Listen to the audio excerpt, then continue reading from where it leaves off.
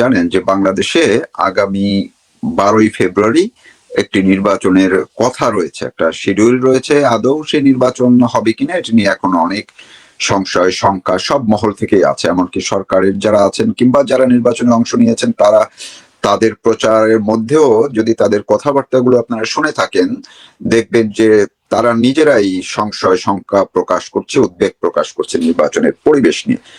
এর মধ্যে এই যে একটা হচ্ছে জাতীয় নির্বাচন বা জাতীয় সংসদ নির্বাচন, আরেকটি হচ্ছে ডক্টর ইউনূসের হানা ভোট বা গণভোট। এই গণভোট কিংবা হানা ভোটে সরকার একটি পক্ষ নিয়েছে, সরকার তারা হা ভোটের পক্ষে ভোট চাইছে।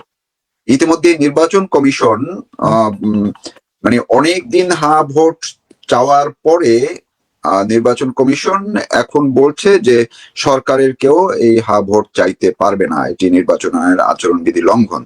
কিন্তু সবার আগে তো ডক্টর ইউনূস নিজেই জাতির উদ্দেশ্যে ভাষণ থেকে শুরু করে প্রতিদিন তিনি পোস্ট করে বিভিন্ন ভাবে হা ভোট চেয়েছেন, এবং তার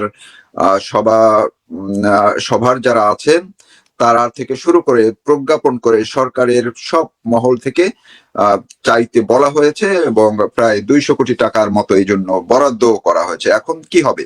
নির্বাচন কমিশন কি তাইলে ডক্টর মোহাম্মদ ইউনূসের বিরুদ্ধে কি ব্যবস্থা নিচ্ছে? দেখুন, বারবার বাংলাদেশের মানুষ বলতেছে যে যারা ক্ষমতায় থাকে তারা সেই ক্ষমতার পরিপ্রেক্ষিতে নির্বাচনী প্রচারণায় অংশগ্রহণ করতে পারে না, এবং তারা এই যে হা ভোট না ভোট, যদিও এটা সাংবিধানিক ভাবে সম্পূর্ণ অবৈধ, কারণ আপনি হা ভোট এবং না ভোটটা নেবেন, আপনার সংসদেই বসলো না, সংসদে বসার পরে আপনি একটা ডিসিশন নেবেন যে হা ভোট এবং না ভোট করবেন কিনা, কিসের জন্য আপনি হা ভোট করবেন, কিসের জন্য না ভোট করবেন, এটা সংসদে পাশ হইতে হবে। যে কিছুক্ষণ আগে আমি দেখলাম যে স্বাধীন মালিক যখন আমরা ঢাকা বিশ্ববিদ্যালয়ের ছাত্র ছিলাম, স্বাধীন মালিক আমাদের টিচার ছিলেন, পরবর্তীতে উনি রাশিয়াতে পিএইচডি করতে গেলেন, তারপরে আমরা এদিকে পাশ করে বেরিয়ে গেল। উনি একজন ভালো আইনজীবী, কনস্টিটিউশন সম্পর্কে ভালো জ্ঞান রাখেন, যদিও সে আমার দলের না বা আমার দলের এগেনিস্টে হোক কোনো ব্যাপার না, কিন্তু সে ভালো জ্ঞান রাখে এবং সংবিধান সম্পর্কে 2-4টে কথা বলেন। তিনি বললেন যে সম্পূর্ণভাবে এই যে সংবিধানের আলোকে এই গণভোটটি হচ্ছে সম্পূর্ণ সংবিধান পরিপন্থী, অর্থাৎ সংবিধানে এটার বিধান নেই। কি করে আপনি গণভোট করলেন? আপনি শপথ নিলেন, এই সরকারটি শপথ নিল সংবিধান অনুসারে রাষ্ট্রপতির, যদিও সেই শপথটা আমাদের কাছে মনে হচ্ছে যে সেটাও সে করেছে, মানে সংবিধানকে পাশ কাটিয়ে শেখ হাসিনা পদত্যাগ করেননি, অথচ তারা কোন ফরমান বলে শেখ হাসিনাকে দেখালেন তিনি পদত্যাগ করেছেন, সেটিও অন্যায় করেছে। তারপর রাষ্ট্র miss inform to the president of Bangladesh. এই মিস ইনফর্ম, আমি একটু ইন্টারাপ্ট করছি আপনাকে মাঝখানে, সেটা হচ্ছে যে নির্বাচন কমিশন যেই কথাটি এখন বলছে আচরণবিধি লঙ্ঘনের কথা, তো ডক্টর মোহাম্মদ ইউনূস থেকে শুরু করে তার উপদেষ্টা পরিষদ কিংবা উপদেষ্টা পরিষদের বাইরে যারা আছেন তারা তো সবাই খুবই জানিয়াওলা মানুষ, অর্থাৎ তারা খুবই উচ্চ শিক্ষিত, মানে একদম শিক্ষার শিখরে সবাই ছিলেন সব উপদেষ্টারা। এটা নিয়ে তো কোনো বিতর্ক নাই যে তারা যে শিক্ষিত, এটি নিয়ে তো কারো কোনো বিতর্ক থাকার কথা না। তারা কি এই আইন জানেন না? এমনকি বদিউল আলম মজুমদার তার উপদেষ্টা, মানে চেয়ারম্যান নির্বাচন সংস্কার কমিশনের, তারা তো সবসময় এইসব নিয়ে কথা বলেছেন। তারা কেন হা ভোটের পক্ষে তারা প্রচারণায় নামলেন এবং সরকারের এত প্রায় 200 কোটি টাকার মতো বরাদ্দ করে খরচ করে তারা এখন নির্বাচন কমিশন তাদেরই নিয়োগপ্রাপ্ত, এখন কেন এই কথা উঠলো? দেখুন, কিছুদিন আগে আমাদের এই আইন উপদেষ্টা একটা ফরমান দিলেন এবং ফতুয়া দিলেন যে যারা ক্ষমতায় আসে এই সরকার হা ভোটের পক্ষে বলতে পারবে। অর্থাৎ এই যে ইসরে পাকা একটা গারল বুদ্ধিজীবী বাংলাদেশের, মানে কি বলবো, বাংলাদেশটাকে প্রথম যদি নষ্ট মানুষ হয় ইউনূস, দ্বিতীয় নষ্ট মানুষ হচ্ছে এই আসিফ নজরুল। এই তিনি একটা ফরমান দিলেন যে এরা প্রচার করতে পারবে, কিন্তু নির্বাচন কমিশন এখন বলতেছে যে তারা এটা প্রচার করতে পারে না, তারা টাকা পয়সা ক্ষয় করেছে এবং প্রত্যেকটা উপদেষ্টা এই আকামগুলো করেছে। এখন আমার অনুরোধ হলো যে নির্বাচন কমিশন তাদের কি স্বস্তি দেবেন এবং তাদের শাস্তি হওয়া দরকার, কিন্তু এই প্যানালাইজ করার অধিকার কি নির্বাচন কমিশনের আছে কিনা এটা আমার জানতে ইচ্ছা করে। তারা যে অন্যায় কাজটা করেছে, অপরাধ করেছে আইনগতভাবে, সাংবিধানিকভাবে, সুতরাং এরা এখন এই কারণে শাস্তিযোগ্য অপরাধ করেছে। এই অপরাধের শাস্তিটা আমি মনে করি যে মানে এই যে সরকার তার নিজেকেই নিজে শাস্তি দেওয়া উচিত। তো আমরা মনে করি যে বর্তমান বাংলাদেশে আইনের কোনো শাসন নাই বলা চলে। এবং এই যে কিছুক্ষণ আগে আমি অ্যামনিস্টি ইন্টারন্যাশনালের একটা লেখা দেখতেছিলাম যে এই যে আমাদের নির্বাচন নিয়ে তারা বলছে যে বাংলাদেশ, অ্যামনিস্টি চিফ কলস for human rights guarantees during election period in open letter to mister Yunus. অর্থাৎ মানব অধিকারই নাই। অধিকার কি? মানুষের যে কোনো অধিকার আছে বাংলাদেশ দেখলে এটা প্রমাণিত হয় নাই। যেখানে জেলখানায় মানুষ মারা যাচ্ছে, নদীতে লাশের বহর পাওয়া যাচ্ছে। এই যে যারা নির্বাচন করতেছে তাদের কাছে আমার একটা প্রশ্ন, আপনারা নির্বাচিত হয়ে কি করবেন? কোন ঘোড়ার আন্ডা আপনারা করবেন? আপনারা শেখ হাসিনা চলে যাওয়ার পরে 2,40,000 বাড়ি আপনারা লুট করলেন, পোড়াইয়া দিলেন। তারপরে আপনি এখানে সেখানে মানুষকে মব জাস্টিস করে, মব ভায়োলেন্স করে তাদেরকে মেরে ফেলতেছেন।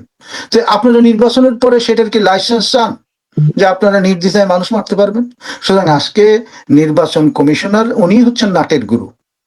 আওয়ামী লীগ নিবন্ধিত একটি দল, সে নিবন্ধন বাতিল হয়নি, তার অ্যাক্টিভিটিস বন্ধ হয়েছে। তাকে কি করে তার নির্বাচনে অংশগ্রহণ না করার জন্য আপনি নৌকা, আপনার তাদের তাদের নির্বাচনী নৌকা, সেই নৌকা আপনি ব্যালট পেপারে রাখলেন না। আওয়ামী লীগকে আপনি নির্বাচন করার জন্য আমন্ত্রণ জানালেন না। আপনি কোন আইনে? আওয়ামী লীগ তো নিবন্ধিত একটি দল, এবং সেই নিবন্ধন বাতিল করা হয় নাই, তার অ্যাক্টিভিটিস আপনি বাতিল করেছেন। তো তাকে নির্বাচনে অংশগ্রহণ করতে দিচ্ছেন না কেন? তো সুতরাং আপনি কতগুলো অনিয়মের কথা বলবেন? আপনি যত আপনি ঘাটবেন এদেরকে, সব জায়গায় অনিয়ম এবং কোন ধরনের আইন শৃঙ্খলা, যারা একটা মানুষের জীবনের নিরাপত্তা দিতে পারেন না, গ্যারান্টি দিতে পারে না, তারা একটা ভোট সেন্টার কি করে নিরাপত্তা দেবে? সুতরাং বাংলাদেশের 50% মানুষের ভোটাধিকারকে ব্যাহত করে আপনি কি করে সেখানে নির্বাচন করবেন?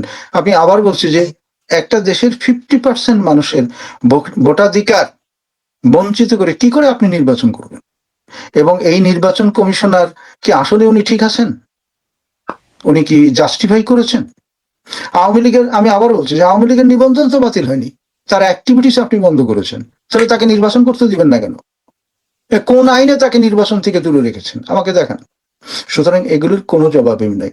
জোর করে থাকে এই যে গণভোটটি সাংবিধানিক, বারবার আমরা বলছি এটি সাংবিধানিক ভাবে অবৈধ। তারপর আপনি গণভোটে, হানা ভোটের জন্য একটা জিকির তুলেছেন, নিজেদের বাঁচানোর জন্য, দেশকে ধ্বংস করার জন্য, উল্টো রথে দেশকে চালানোর জন্য আপনি গণভোটটা চালু করেছেন। এটা কি? সুতরাং আপনি কি মনে করেন না যে আপনি আইন আপনাকে ঘিরে ধরবে? সুতরাং আজকে স্পষ্ট কথা যে আমরা বলতে চাই যে এই যে ইউনূস সাহেব এতদিন যে প্রচার প্রপাগান্ডা করলেন হা ভোটের জন্য, তার এই শাস্তিটা দেওয়ার জন্য এবং তাকে কাঠগড়ায় দাঁড় করানোর জন্য আমরা সিআইসি কে অনুরোধ করছি। ধন্যবাদ।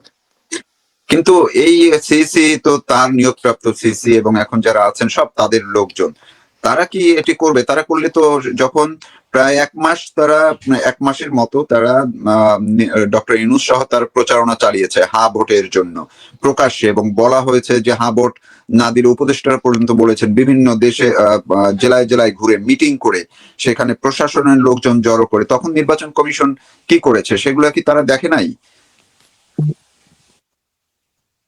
তারা তো তখন তাইলে বন্ধ করতে পারতো, সেটা কেন তারা করে নাই?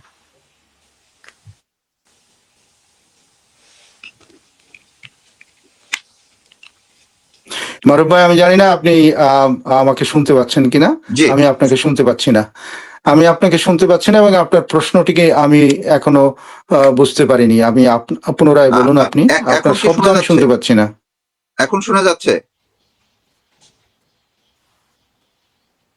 আপনি কি আমার কথা এখন শুনতে পাচ্ছেন?